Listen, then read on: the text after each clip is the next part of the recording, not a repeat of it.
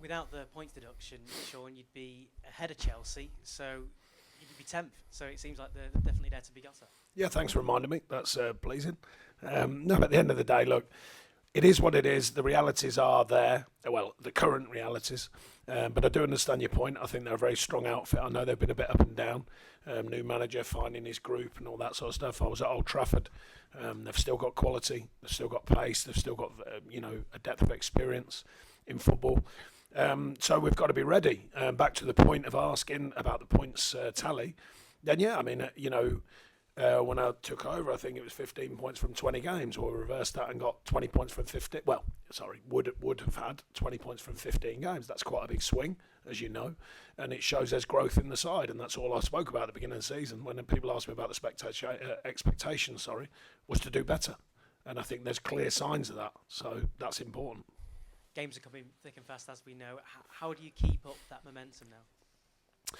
Well, it certainly helps when the standards are high in the training ground, which I think we've got there. I think the culture and environment they're working in is very good, and I think they're delivering. I spoke to them this week about it, actually.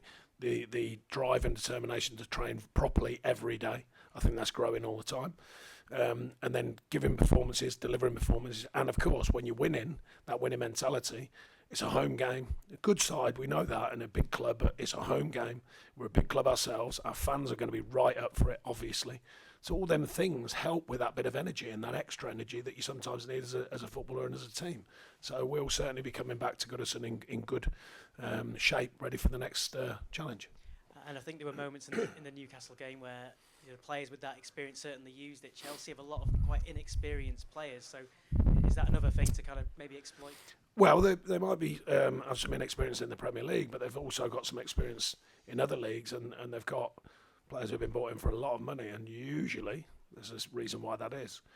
So I'm certainly not overthinking. I know there's a bit of noise about the ups and downs of their performances, but I saw them and I think they're still a good outfit, so we've got to be ready, without a doubt.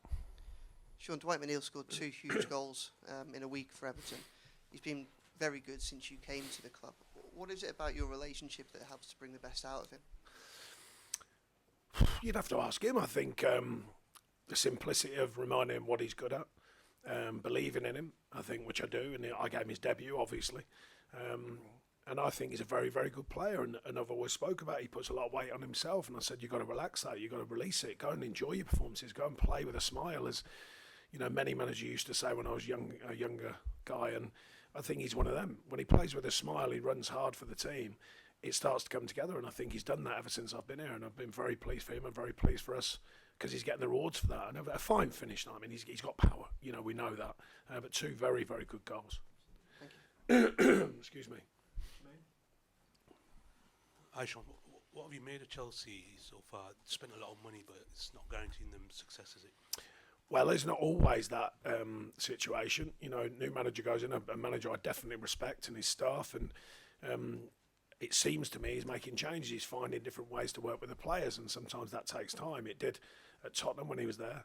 I'm sure he's doing his own work with the players to get them into the rhythm that he wants and the way of playing that he wants. We'll have to see when we come across it on Sunday. But, they've got very good players still.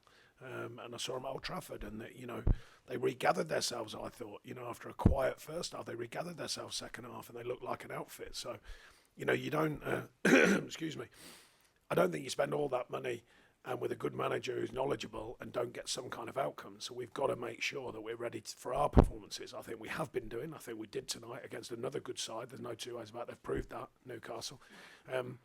So I think the focus has to be on us, and that's what we're looking to build here. We want the focus on us. I would say, of course, we all do the analytics, we all do the reports, we all look at the opposition. Every player knows nowadays. But it's about us, and I think it's more about what we're doing and how we're stepping into these games. Would you have liked the amount of funds he's had to spend yourself? Look, it's all conjecture. No point. I know it wasn't going to be there. When I took the job, I certainly was under no illusion that there was going to be massive amounts of money. I knew we were going to have to balance it and find ways of working in the market. That's the reality of Everton Football Club. Let's see what the future brings. And do you think that performance tonight is the catalyst for the change in form at home here?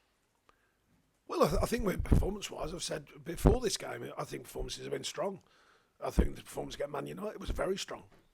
Proper head scratcher to lose that 3-0, I thought. So, you know, it's not about the performance, though. It's about scoring goals and stopping them going to that end. And that's the basics that have to be done. And I think we did that tonight.